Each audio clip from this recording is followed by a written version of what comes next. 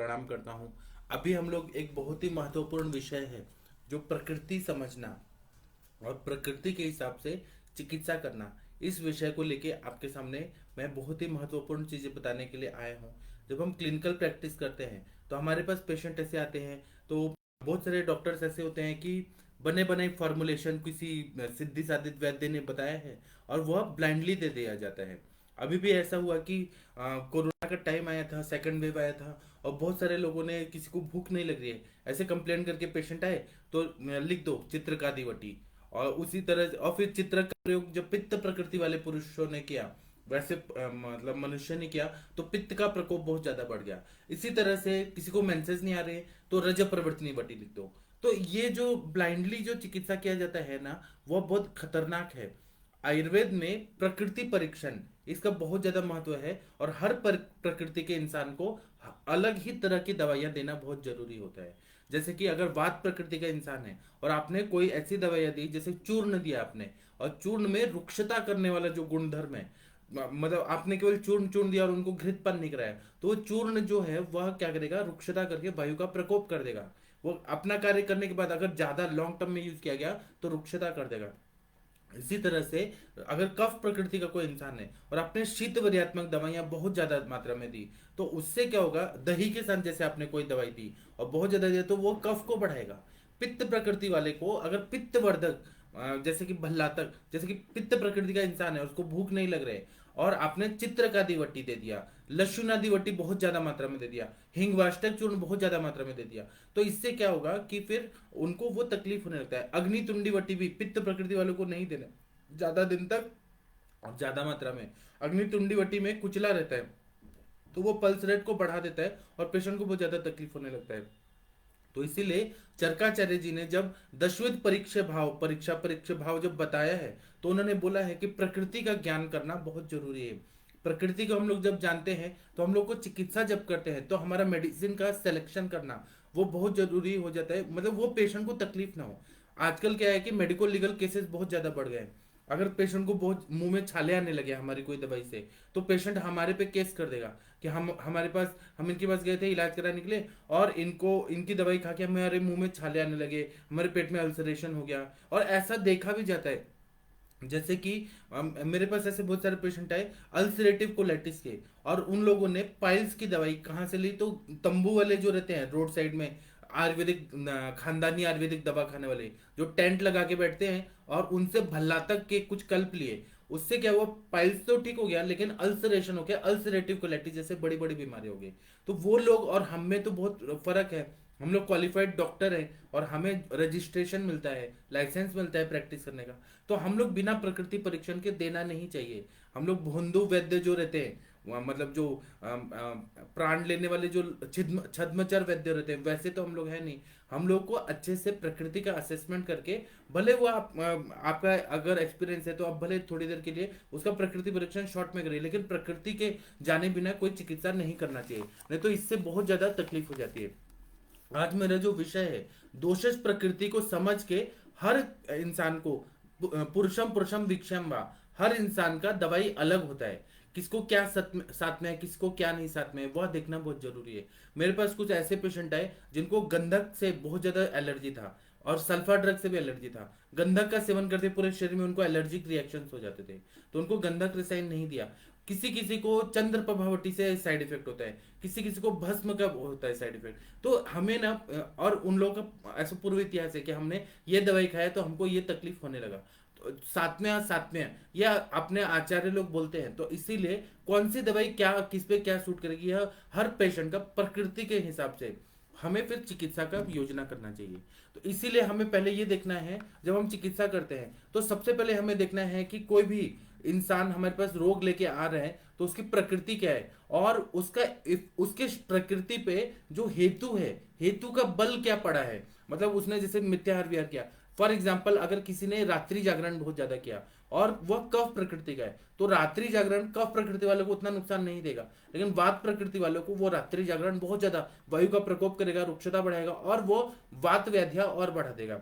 यह प्रकृति पे, तो हेतु बल क्या है प्रकृति के अपेक्ष में, सापेक्ष में हेतु बल क्या है, वह देखना चाहिए। और फिर हमें वो बीमारी का सिवियरिटी कितना वो बढ़ गया है, मतलब वो साध्य है, सुख साध्य है कि कृच्छ साध्य है, याप्य है कि वह असाध्य अवस्था में गया है, वह हमें जानना बहुत जरूरी। उससे हम लोग को एक अंदाजा आ जाता है कैलकुलेशन करने में कि ये व्याधि कितनी ज्यादा बढ़ गई है, कितना उसको हम दवाई देंगे तो कितना दिन में उसको फायदा हो जाएगा।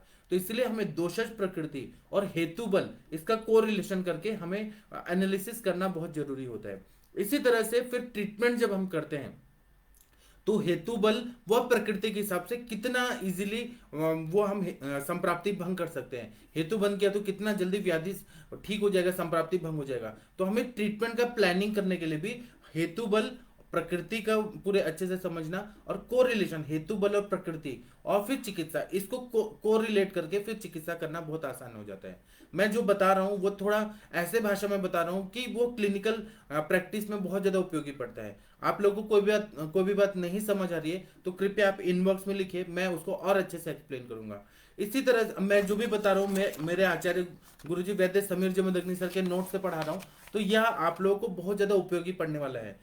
आप लोग करते हैं ये सारी चीज, लेकिन एक मैं सिस्टमेटिकली आप लोगों को समझा रहा हूँ, तो इस तरह से आप लोग जब करेंगे तो आपका प्रैक्टिस और अच्छा बढ़ जाएगा। इसी तरह से हम हमारे जो चरकाचार्य जी है उन्होंने वातला प्रकृति, वातज प्रकृति नहीं बोला, उन्होंने वातला, पित्तला और श्लेष्मला प्रकृति ऐसे 3 प्रकृतियां बताई हैं मेन, जो एक एक दोषों के हिसाब से है। तो वह इस हिसाब से हमें दोषज प्रकृति, किसी भी इंसान का दोषज प्रकृति यह हमें जानना बहुत जरूरी होता है। अब हेतु बल जो रहता है, मतलब कि पोटेंसी ऑफ कॉज वो कितना ज्यादा पावरफुल है जिससे दोषज प्रकृति को तकलीफ दे रहा है, वह हेतु बल कितना है, मतलब हेतुओं का सेवन कर रहे हैं। और फिर अब अगर हम अब क्या है कि प्रकृति हम परीक्षण करते हैं तो हेतु कितना प्रभावशाली है, तो हमें हेतु पे भी थोड़ा अभ्यास करना बहुत जरूरी होता है। हेतुओं का अभ्यास करते हैं तो वो हमें और थोड़ा सा समझ आता है। अब जैसे कि आप लोग गुल्म की चिकित्सा देखेंगे तो उसमें ऐसा बता रहे, गुल्म की चिकित्सा हो गया या कोई भी व्याधि हो गया, मैं एक एग्जाम्पल देके बताता हूँ। अब केवल ये देखिएगा, तत्र वातलस्य वात प्रकोपणाम अन्यासेव मानस्य क्षिप्रम वात प्रकोपमापद्यते न तथेतरो दोषो न तथेतरो दोषाविधि सत्यापि हेतु से व्यत्यर्थः। इसका मतलब यह है कि जैसे वातज गुल्म में भी आप लोग देखेंगे या कोई भी व्याधि में देखेंगे, उसमें स्पष्ट रूप से कहा गया है, या आप योनि व्यापत में देखेंगे उसमें बोल रहे हैं कि वातल पुरुष ने अगर, मतलब वात प्रकृति है उसकी और उसने वात प्रकोपक आहार विहार का सेवन ज्यादा किया, और तो वह क्या होगा कि उसको जल्दी से वायु का बीमारी जल्दी हो जाएगा। अगर हम कंपेयर करेंगे पित्त प्रकृति और कफ वाली तो वो थोड़ा लेट होगा, लेकिन वात प्रकृति खुद ही है, वो कृष इंसान है, उसके शरीर में एयर मॉलिक्यूल्स ने पहले से ही प्रभाव डाला है और वो पहले से ही वो ऐसी प्रकृति है। और उसने वात प्रकोपक आहार विहार, अति मैथुन किया, अति जागरण किया, फिर उसके बाद में रुक्ष पदार्थों का सेवन किया, काम शोक भय किया, तो उसको वह वात व्याधि जल्दी हो जाएगा। हर पेशेंट का हेतु बल और प्रकृति इसका बहुत ज्यादा महत्व रहता है। इसी तरह से पित्त वाला प्रकृति देखते हैं तो इन्होंने बताया है कि पित्तलस्यापि पित्त प्रकोपणान्यस्य अन्यसेव मानस्य क्षिप्रम पित्तम प्रकोपमापद्यते न तदेतरो दोषो। पित्त प्रकृति वाला इंसान है और अगर उसने बहुत ज्यादा अल्कोहल पिया, उसने स्मोकिंग किया, बहुत ज्यादा पित्त प्रकृति है, उसने तेल मिर्ची मसाला वाली चीजें ज्यादा खाई ज्यादा, तो उसका पित्त का प्रकोप जल्दी हो जाएगा एज कंपेयर टू वातज प्रकृति एंड कफज प्रकृति। यह बहुत ज्यादा महत्वपूर्ण, तो उसका प्रकृति वो डिपेंड करता है कि उसके शरीर में हेतुओं का सेवन होने से कितना जल्दी उसको शरीर को अटैक करता है। इसी तरह से पित्त प्रकृति वाले ने अगर वात प्रकोपक आहार विहार किया, कफ प्रकोपक आहार विहार किया, तो वह उतना उसको तकलीफ नहीं दी, जितना पित्त प्रकोपक आहार विहार किया तो उसका पित्त प्रकोपित होके उसको अम्ल पित्त कर देगा, रक्त पित्त कर देगा, विसर्प कर देगा। तो इसीलिए हमें दोष प्रकृति और हेतु बल वह जानना बहुत जरूरी है। इसी तरह से अगर हम श्लेष्मला प्रकृति वाले देखते हैं तो उसमें क्लियर कट उन्होंने लिखा है, चरक विमान स्थान 6वां जो चैप्टर है उसका 18वां नंबर का श्लोक जो मैं बता रहा हूँ ये विमान स्थान का है। यहाँ जहां इन्होंने बोला है कि ये प्रकृति वाले ने ये आहार विहार किया तो ये हो जाता है, तो विमान स्थान में प्रकृति के बारे में जब बताते हैं तो वहां पे ये श्लोक बताए कि श्लेष्मस्यापि श्लेष्म प्रकोपान्य से मानस्य क्षिप्रम श्लेष्मा प्रकोप मापद्यते न तथेतरो दोषो। इसका मतलब यह है कि अगर श्लेष्मला पुरुष ने, श्लेष्म प्रकृति वाला इंसान है और उसने अगर कफ प्रकोपक हेतुओं का सेवन किया, जैसे कि दीवा स्वाप किया, दही का सेवन बहुत ज्यादा किया, कफ प्रकृति उसकी ऑलरेडी है और दही का सेवन कर रहा है, मिल्क शेक का सेवन कर रहा है, आइसक्रीम बहुत ज्यादा खा रहा है, तो उसके शरीर में श्वासकाश जैसी प्रतिशय, श्वासकाश, शिरोगौरव, अग्निमंदता, ये जो कफ की बीमारी है वह उसको जल्दी पकड़ लेंगी। तो इसीलिए हेतु बल और प्रकृति इसका अगर वो आइसक्रीम खाने वाला इंसान है और उसको पित्त प्रकृति है, उसने कितना भी आइसक्रीम खाया तो उसको उतना नहीं होगा एज कंपेयर टू कफ प्रकृति वाला। तो ये प्रकृति का बहुत ज्यादा महत्व रहता है, ये आप लोगों को मालूम है, लेकिन हम लोग प्रैक्टिस करते हैं तो इसको बार बार समझना और सुनना और पेशेंट देखना वह बहुत जरूरी पड़ता है, इसलिए मुझे ये बात बताने के लिए आ गया। अब ये वात प्रकोपक हेतु जो रहते हैं वो बलवान हेतु रहता है, किसके लिए? तो वातला पुरुष के लिए, जिसकी वात प्रकृति है उसके लिए वात प्रकोपक आहार बहुत ज्यादा बलवान हेतु रहता है।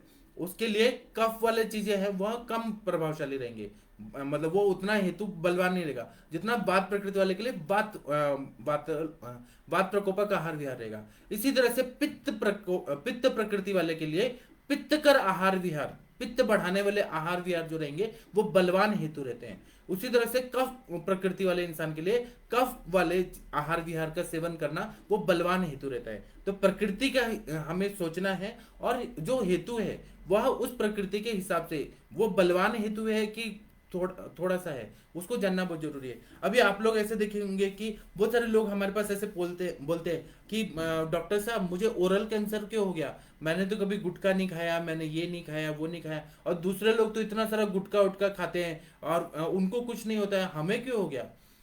उसका कारण यह है कि वो लोग जो खाते हैं उन लोगों ने, उनकी प्रकृति वैसी है कि उन्होंने गुटखा खाया तो फिर उनको तकलीफ नहीं होती है, और किसी ने पैसिवली स्मोकिंग का वो धुआं ज्यादा सूंघा या कुछ हो गया तो कैंसर होता है, रेडिएशन से हो जाता है। यह प्रकृति पे डिपेंड करता है, शरीर पे डिपेंड करता है कि कौन सी व्याधि कब हो जाए, क्या हो जाए। कोई लोग सुकुमार होते हैं और कुछ लोग बलवान होते हैं, तो इसका प्रकृति पे बहुत ज्यादा महत्व रहता है। अब इसी तरह से हम दोषों को देखते हैं, दोष कितना ज्यादा प्रभावशाली रहते हैं कोई भी व्याधि करने के लिए। तो अगर हम लोगों ने देखा तो इसमें बता रहे हैं कि दोष प्रमाण विशेष यह बहुत ज्यादा महत्व रहता है, विमान स्थान में बता रहे हैं, और अप्रचर विशेष, इस तरह से दो विशेष इन्होंने बताए, दोष प्रमाण विशेष और अप्रचर विशेष। तो इसका हम लोगों को मैं आपको और बताऊंगा आगे कि मतलब कितना प्रोपोर्शनेट रहता है, मतलब दो विकृति और हेतुओं का सेवन, यह इसमें पोटेंशियलिटी कितना है, मतलब वो कितना प्रभावशाली है। तो दोष प्रमाण विशेष, दोषों का प्रमाण कितना ज्यादा है, मतलब अपने शरीर में वात वाले दोष शरीर में ज्यादा है तो उसका प्रभाव हेतु के हिसाब से वो विकृति ज्यादा होगी। अगर पित्त के अपने प्रमाण ज्यादा है, शरीर में पित्त वाला चीज है और तो वो व्याधि जल्दी हो जाएगा। और अप्रचर विशेष मतलब वो कितना उसको प्रभाव डाल के कितना व्याधि और रिएक्ट कर रहे हैं बॉडी को, बॉडी कितना रिएक्ट कर रहा है उस पर वो डिपेंड करता है। तो इसीलिए हमें वो बीमारी है खवैगुण्यता को प्राप्त करके वो स्थान संशय करके और फिर व्यक्ति और भेद होना ये कितना होता है, यह हमें ये जो मैंने दो चीज बताया दोष प्रमाण विशेष और अप्रचर विशेष इस पर डिपेंड करता है। अब और आगे अगर हम लोग देखते हैं तो जितना व्याधि बढ़ रहा है उसका और दोषज प्रकृति का क्या संबंध है, इस पर चरक विमान स्थान छठवां जो चैप्टर है जो प्रकृति के बारे में बताया उसमें 15 नंबर का श्लोक है। इसमें बता रहे हैं कि त्रयस्तु पुरुषा भवन्ते आतुराः तेनु आतुरास तंत्रांत्रियाणाम भिषजाम तद्यथा वातलः पित्तलः श्लेष्मलश्चेति तेषामिदं विशेष विज्ञानम वातलस्य वात निमित्तः पित्तलस्य पित्त निमित्तः श्लेष्मलस्य श्लेष्म निमित्त व्याधि प्रायण बलवंतश्च भवति। मतलब इन्होंने यही बताया है कि वातल प्रकृति, पित्तल प्रकृति और श्लेष्मल प्रकृति वाले जो रहते हैं वह उनके लिए वो ठीक है, लेकिन उन्होंने अगर हेतु का सेवन किया तो वह उनको नुकसान देता है। पित्त प्रकृति वाले पेशेंट जब आते हैं तो वो लोग बोलते हैं कि हमें मिर्ची मसाला ज्यादा नहीं देना है, हमें कम मिर्ची मसाला वाला खाना खाना है। कुछ लोग बोलते हैं कि हमें चाय साथ में नहीं है, चाय हम अगर ज्यादा पियेंगे तो हमको तकलीफ हो जाती है। कुछ लोग बोलते हैं हमें अमरूद नहीं खाना, हमें केला नहीं खाना, हमको सर्दी जुकाम होता है, नींबू नहीं खाना। वो लोग खुद ही बताते हैं क्योंकि उनको वो चीज से वो बीमारी ज्यादा बढ़ जाती है, उस तरह की बीमारियां बढ़ जाती है। तो इसका मतलब है कि वो सिवियरिटी ऑफ डिजीज वो बढ़ता है दोष प्रकृति के हिसाब से, तो इसीलिए हमें यह जानना बहुत जरूरी होता है।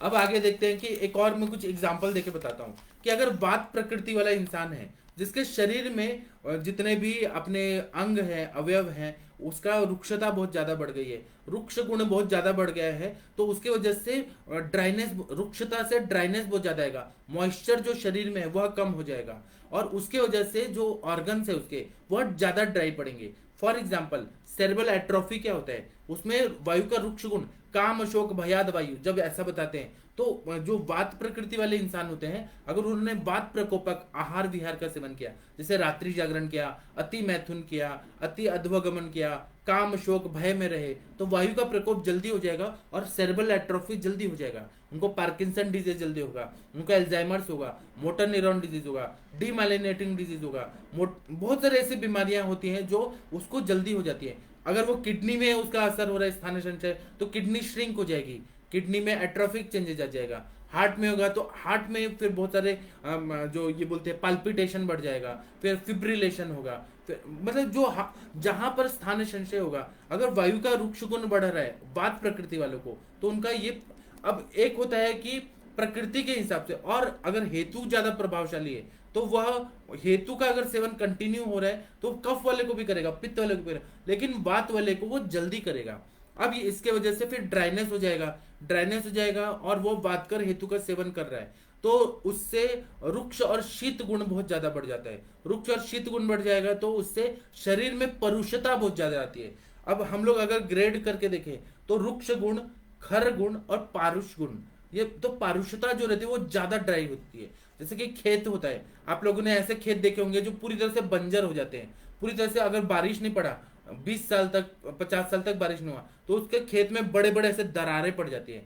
उसी तरह से बॉडी में भी जो स्निग्ध अंश है कफ, वो कम हो गया और रुक्षता बढ़ गई। तो पहला स्टेज रुक्षता का, जैसे गुड बेटर बेस्ट होता है, उसी तरह से गुड मतलब एक ग्रेड का रुक्षता रहती है, उससे आगे की खरता रहती है, उसके आगे पारुषता रहती है। तो शरीर में पारुष गुण ज्यादा बढ़ जाता है और वह बहुत ज्यादा फिर पेन बढ़ जाता है। जैसे कि संधिवात अगर हम लोग देखेंगे तो ऑस्टियोआर्थराइटिस में अगर जो अपना श्लेष्मल कला है, ये जो श्लेषक कफ है वह कम हो गया और रुक्षता बहुत ज्यादा है, पेशेंट ने बहुत दिनों तक घी का सेवन नहीं किया, तेल का सेवन नहीं किया, और उसका खाना पीना में स्प्राउटेड चीजें हैं, बहुत ज्यादा ग्रीन लीफी वेजिटेबल है, रात्रि जागरण हो रहा है, वेगों का अवरोध कर रहे हैं और फिर चिंता कर रहे हैं, वेगों का अवरोध भी बहुत महत्वपूर्ण है, ऐसे सब कर रहे हैं, खाना खा के बहुत ज्यादा मैथुन कर रहा है, ये सारे जो वात प्रकोपक आहार विहार का सेवन कर रहा है, तो उसके शरीर में ऑस्टियोआर्थराइटिस होने के चांसेस जल्दी हो जाएंगे, क्योंकि वो, और फिर पेन भी बहुत ज्यादा हो जाएगा। तो इससे हमें समझ आता है कि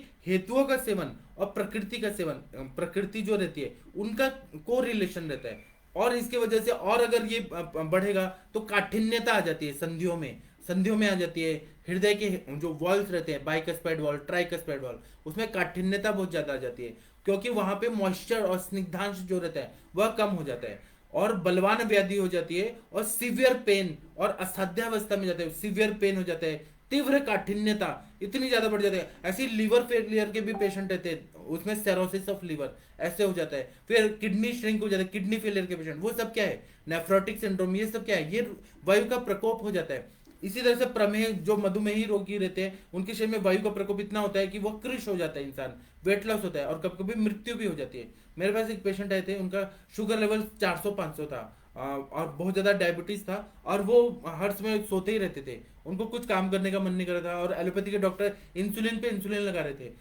तो वो मेरे पास आए कि हम आपको कुछ दवाई देंगे, लेकिन उनके रिलेटिव लोग को विश्वास नहीं था, और वो हमेशा सोते ही रहते थे।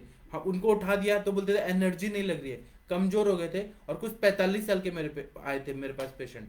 तो मैंने उनको कितना कहा कि आप घृतपान करिए और दवाई खाइए मेरा, तो ठीक हो जाएंगे, और मुझे दिख रहा था कि त्वचा में रुक्षता बढ़ गई है और वायु का प्रकोप है बहुत ज्यादा, दुर्बलता है, वेट लॉस हो रहा है, सब बात कर आहार भी आता। लेकिन वो पेशेंट की डेथ हो गई, लेकिन उन्होंने आयुर्वेद नहीं लिया। क्यों? क्योंकि उनको ये लग रहा था कि मैं घी बोल रहा हूँ, घी तो से तो एलर्जी है। एलोपैथी के डॉक्टर बोलते हैं घी बिल्कुल नहीं खाना है, तेल मिर्ची मसाला नहीं खाओ, कोलेस्ट्रॉल बढ़ता है। अरे कोलेस्ट्रॉल कैसे बढ़ेगा? अगर हम दीपन पाचन और अपने कटु रसात्मक, तिक्त रसात्मक द्रव्य दे रहे हैं तो कोलेस्ट्रॉल बढ़ेगा कैसे? वो तो हम पाचन करेंगे ना, तो घृत भी पचा दिया जाएगा, तो उससे तो वायु का प्रकोप शांत हो जाएगा। लेकिन ये कॉन्सेप्ट उनको नहीं समझ आया, तो अब उनकी मर्जी। इसी तरह से दोष प्रकृति और ट्रीटमेंट का प्लानिंग हम लोग किस तरह से करते हैं?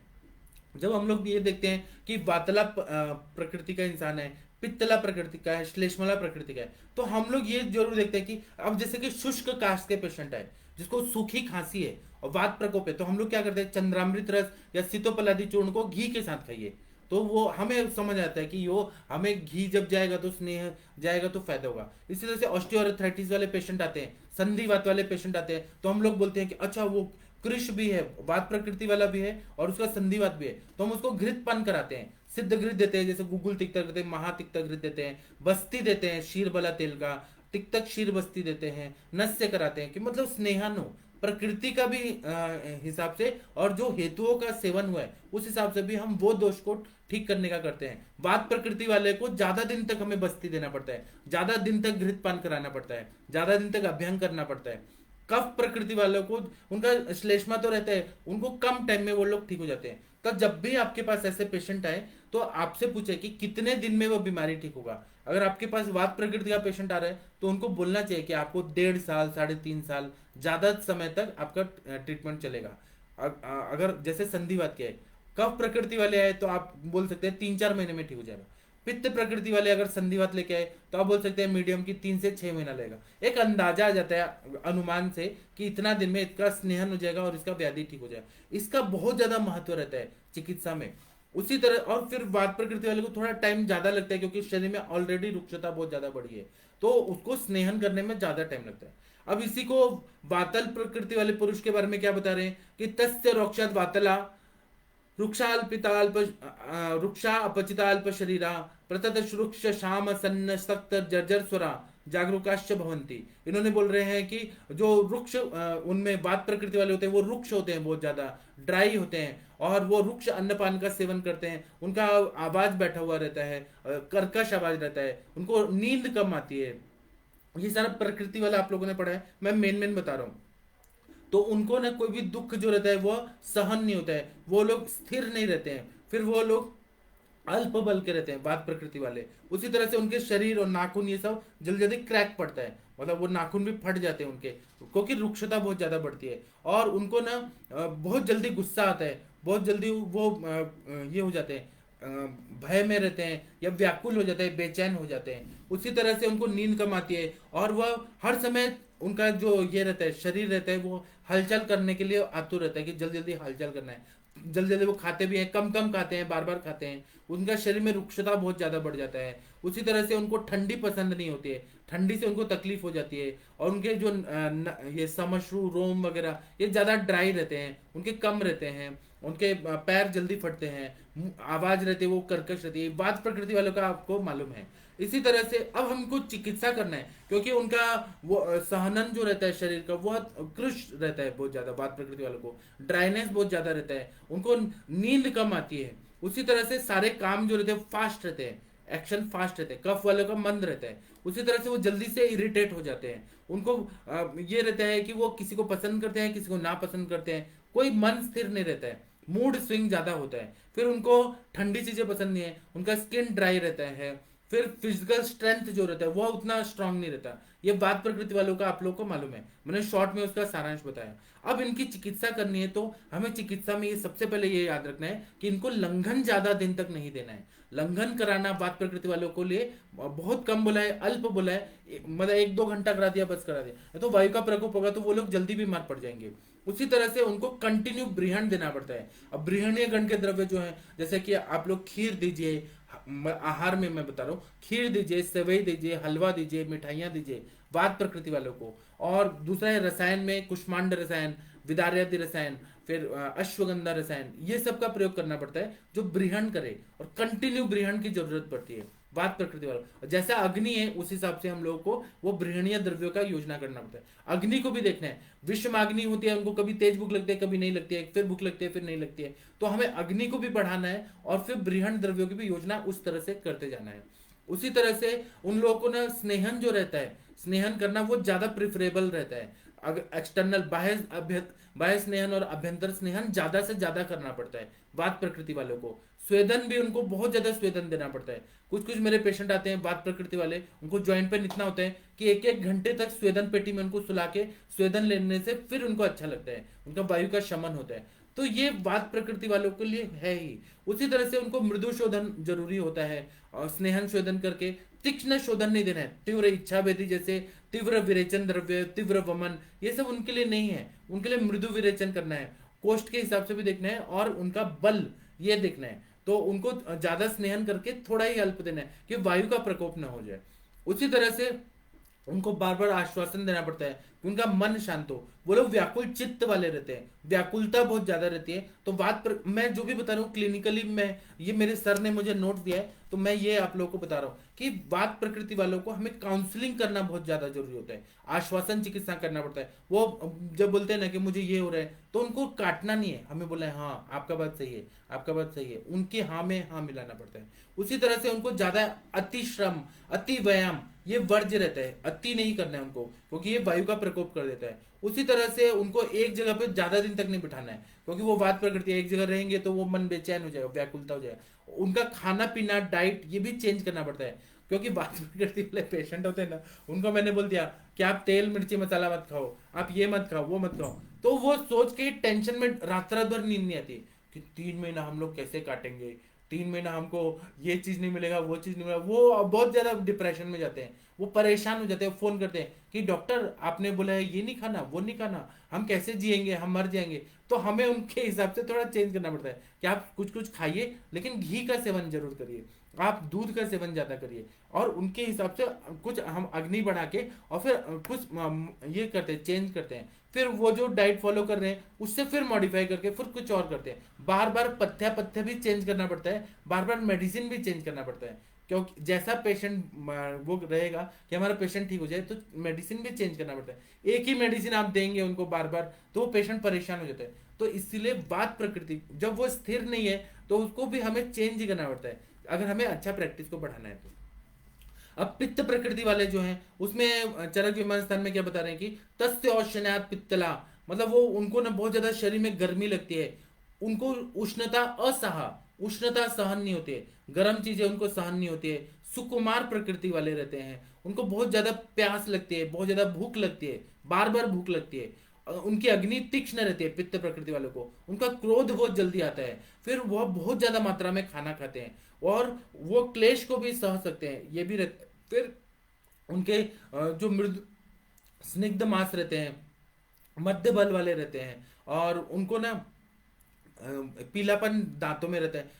पित्त प्रकृति वाले उनको खलित्य पालित्य, बाल झड़ना और बाल सफेद होना यह ज्यादा हो जाता है। और उसी तरह से वो पराक्रमी होते हैं पित्त प्रकृति वाले, उनको गुस्सा बहुत ज्यादा आता है। उसी तरह से उनके जो ये नाखून हो गया, समश्रु हो गया, बाल हो गया, ये मृदु रहते हैं उनके, क्योंकि वहां स्निग्धांश बहुत ज्यादा रहता है। और उनका जो ये अपत्य रहते हैं वो मीडियम रहते हैं। वात प्रकृति वालों को थोड़ा लेट से होते हैं, कफ वालों को जल्दी होते हैं, और स्थूल रहते हैं बच्चे, बच्चे स्ट्रांग रहते हैं। ये आप लोगों ने पूरा प्रकृति वाला देखा है। तो अब मैं ट्रीटमेंट प्लान बता रहा हूँ। हम प्रकृति वाला तो शिल्पा में मैम आप लोगों को बताती हैं, मैं प्रकृति के हिसाब से चिकित्सा बताता हूँ, जो क्लिनिकली बहुत ज्यादा उपयोगी पड़ेगा आप लोगों को। तो ये लोग जो रहते हैं ना, इनको हमें लंघन देना है ना, तो इनको लिमिटेड देना है या कैलकुलेटेड लंघन देना है कि कितना दिन तक इनको लंघन दे। तो इनका अब मतलब हो सकता है 2 दिन देना पड़े, 1 दिन देना पड़े, जब इनका आम पचन जल्दी, क्योंकि अग्नि पहले से ही ऑलरेडी पित्त प्रकृति वालों का अच्छा रहता है, तो इनको हमें अग्नि के हिसाब से कम टाइम का ही लंघन देना है। इसी तरह से षड उपक्रम करना है, तो स्तंभन जो रहता है वो ज्यादा हमें देना पड़ता है। अगर बहुत ज्यादा इनका जैसे रक्त मोक्षण वगैरह ज्यादा कराया तो इनको तकलीफ हो जाएगी, तो इसीलिए स्तंभन देना पड़ता है। और तीक्ष्ण दवाइयां जो रहती हैं, उष्ण दवाइयां रहती हैं, पित्त प्रकृति वालों को ज्यादा पंचकोल का प्रयोग, चित्रक का प्रयोग, भल्लातक का प्रयोग, ये सब चीजें हमें नहीं देना होता है। उसी तरह से स्वेदन जब देते हैं, तो इन लोगों को ज्यादा स्वेदन नहीं देना है। अगर आपने आधा घंटा 45 मिनट स्वेदन दिया, स्वेदन पेटी में डाल के, तो इनको चक्कर आने लगता है, क्योंकि ऑलरेडी जो पित्त है वो स्वेद में रहता है। दूसरा, इन लोगों को ना सरसों का तेल सूट नहीं करता, तो सरसों के तेल से अभ्यंग नहीं कराना है। बहुत सारे लिमिटेशन होती है उनको, नहीं तो रैशेस आने लगते हैं, तो और नहीं तो मुंह में छाले आते हैं। अगर चित्रकादि वटी दिया, भल्लातक का प्रयोग कर दिया, पित्त पिपली का प्रयोग ज्यादा कर दिया, लवण रस का सेवन कर दिया, तो पित्त प्रकृति वालों को क्या देना है क्या नहीं देना है। क्षार का सेवन ज्यादा नहीं कर सकते, टंकन क्षार, यवक क्षार, अपामार्ग क्षार पित्त प्रकृति वालों को बिल्कुल भी नहीं करना है, मतलब ज्यादा मात्रा में। अल्प मात्रा में देना है तो दे सकते हैं, लेकिन वो भी अनुपान बदल बदल के। चित्रकादि वटी देना है तो हमें गुलकंद के साथ या आंवले के मुरब्बा के साथ, आंवले के रस के साथ दे, ये जानना बहुत जरूरी है। इसी तरह से संसर्जन क्रम, जब वमन विरेचन बस्ती की बात करते हैं, संसर्जन ज्यादातर वमन विरेचन की बात करते हैं, तो संसर्जन क्रम के लिए 3 अन्न काल का ही सेवन करना चाहिए। ज्यादा इनको राइगरस हम लोग 7 दिन वाला ये जो संसर्जन क्रम है ये नहीं करा सकते हैं, तो प्रकृति के हिसाब से चिकित्सा का मॉडिफिकेशन करना पड़ता है। इसी तरह से पथ्य के लिए भी हमें पित्तवर्धक चीजें नहीं देना है और पित्त शामक द्रव्य ही देना पड़ता है। इसी तरह से भल्लातक, चित्रक, त्रिकटु, पंचकोल, षडुष्ण, ये सब हमें नहीं देना है इन लोगों को। इसको आप हमेशा हमेशा याद रखिए, और इनको मृदु स्वेदन देना है, ज्यादा स्वेदन भी नहीं देना। अब इसी तरह से श्लेष्म प्रकृति वाले जो लोग रहते हैं वो स्निग्ध अंग वाले रहते हैं, और उसी तरह से उनका सार सहनन सब अच्छा रहता है, बलवान रहते हैं, वो धीरे धीरे काम करते हैं, लेकिन वो जो भी करते हैं वो डिसीजन परफेक्ट रहता है। उसी तरह से उनका शरीर अच्छा रहता है, उनकी अग्नि थोड़ा मंद रहती है, उनकी एक्टिविटी थोड़ा स्लो रहती है, बात प्रकृति के हिसाब से देखें। उनका पूरा शरीर अच्छा रहता है, और शुक्र भी अच्छा रहता है, वैवाह भी अच्छे करते हैं, मतलब मैथुन भी अच्छा करते हैं, संधि बंधन भी अच्छा रहता है, प्रसन्न मुख वाले रहते हैं, क्रोध नहीं करते हैं, शांत रहते हैं, और जो काम करते हैं स्लो स्लो करते हैं, मतलब डिसीजन में लेना है तो थोड़ा 1-2 दिन के बाद सोच के करेंगे।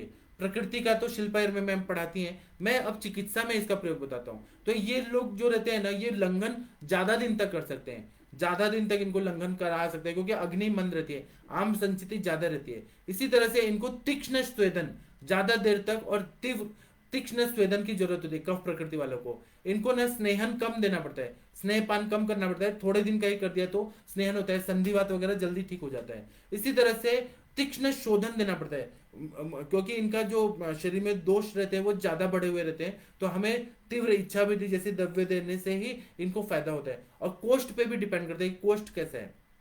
उसी तरह से इनको एक्सरसाइज भी ज्यादा करवाना पड़ता है, क्योंकि कफ प्रकृति वाले जो लोग रहते हैं कफ बहुत ज्यादा जमा है, तो हम इनको ज्यादा बोलते हैं वॉकिंग करिए, सूर्य नमस्कार करिए, प्राणायाम करिए, ज्यादा मात्रा में करना पड़ता है वात प्रकृति की अपेक्षा में। इसी तरह से संसर्जन क्रम जो करना है वो पूरा 7 दिन तक करना पड़ता है। तो ये जो प्रकृति और चिकित्सा, इसका सामंजस्य बैठाना बहुत जरूरी रहता है। इसका मतलब ये हुआ कि हर इंसान का प्रकृति अलग है, सात्मता अलग है, और फिर इस हिसाब से हमें चिकित्सा करना हर पेशेंट के लिए अलग रहता है। अगर आपके पास मधुमेही पेशेंट आ रहे हैं, वात प्रकृति वालों के लिए दवाई अलग रहेगा, पित्त प्रकृति वालों के लिए अलग रहेगा, कफ प्रकृति वालों को अलग रहेगा। तो ये ना हर व्याधि पे पुरुषम पुरुषम विक्षम वा, जो ये सूत्र बताया इस हिसाब से हमें चिकित्सा करना पड़ता है, और फिर हम चिकित्सा में सफल होते हैं। तो इसीलिए आप लोगों को ये बताना बहुत जरूरी था, चिकित्सा के पर्पज से दोष प्रकृति और पुरुषम पुरुषम विक्षम वा, यह हमें बताना और समझना बहुत जरूरी है। अब मैं आप लोगों के जो भी प्रश्न उत्तर है उसका उत्तर देने का कोशिश करता हूं। आप लोग भारत के सर्वश्रेष्ठ चिकित्सक हैं, सादे नहीं, आप लोग सर्वश्रेष्ठ चिकित्सक हैं। आप लोगों को ये सारा चीज मालूम है, और आप लोगों को ना ये सारे चीज एनालिसिस करना भी आता है, लेकिन इसको और अच्छे से रिफाइन करके चिकित्सा करेंगे तो और अच्छा फायदा होगा। डॉक्टर सविता जी नमस्ते प्रणाम आपको। डॉक्टर बलविंदर सिंह जी नमस्ते प्रणाम आपको। डॉक्टर वंदना पाठक मैडम जी नमस्ते प्रणाम आपको। डॉक्टर कंचन जी नमस्ते प्रणाम आपको। कंचन जी ने कल बहुत बढ़िया केस सॉल्व किया।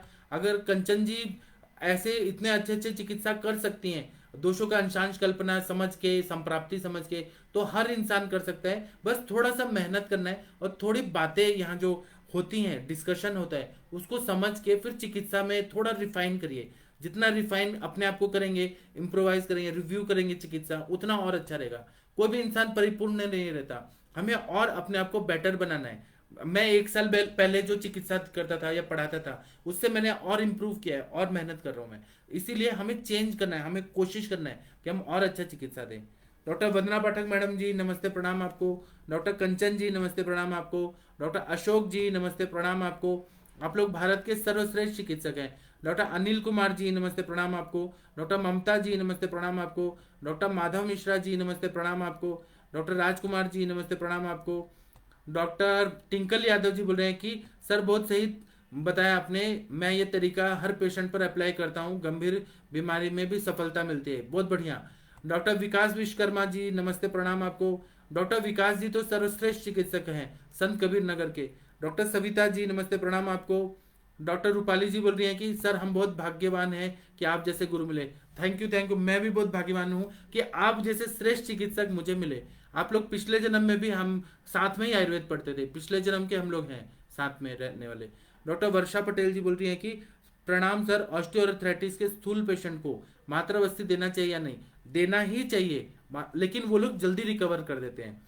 ऑस्टियोआर्थराइटिस अगर स्थूल पेशेंट है, स्थूल पे अब क्या है कि आहारता अनाहारता डिपेंड करता है, उनका अग्नि कैसा है, अग्नि पे डिपेंड करता है। अगर अग्नि मंदता है तो मात्रावस्थी से उनका अग्नि और मंद ना हो जाए, अगर आप कंटिन्यू। लेकिन मात्रावस्थी के लिए ऐसा कोई नियम नहीं है, अगर आप 50 ml 30 ml इतना दे रहे हैं तो मात्रावस्थी कंटिन्यू दे सकते हैं। स्थूल पेशेंट को जब हम कोई मात्रावस्थी देते हैं तो अपना मेद जो रहता है वो शरण हो गया, क्योंकि तेल जो रहता है, आप कोई भी तेल देते हैं, तिल तेल में ही पकाया रहता है, तो तेल जो रहता है वो मोटे को पतला करता है, पतले को मोटा करता है। ये तिल तेल का प्रॉपर्टी आपको पता है। जब ऑस्टियोआर्थराइटिस के पेशेंट को आप, और स्थूल पेशेंट को जब करते हैं तो उसकी स्थूलता भी बैलेंस हो जाती है और ऑस्टियोआर्थराइटिस भी ठीक हो जाता है। तो मात्रावस्थी देना सर्वश्रेष्ठ चिकित्सा है।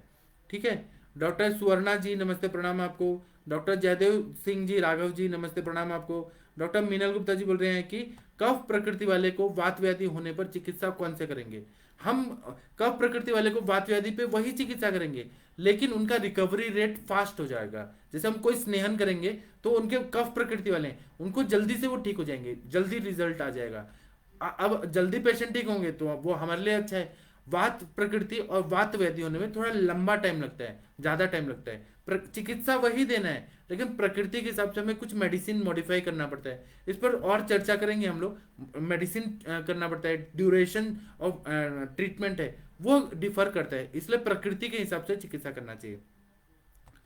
डॉक्टर मीनल गुप्ता जी नमस्ते प्रणाम आपको। डॉक्टर हनुमान जी नमस्ते प्रणाम आपको। डॉक्टर सिद्धेश जी नमस्ते प्रणाम आपको। डॉक्टर कुसुम मलिक जी नमस्ते प्रणाम आपको। डॉक्टर आरोग्य निधि जी नमस्ते प्रणाम आपको।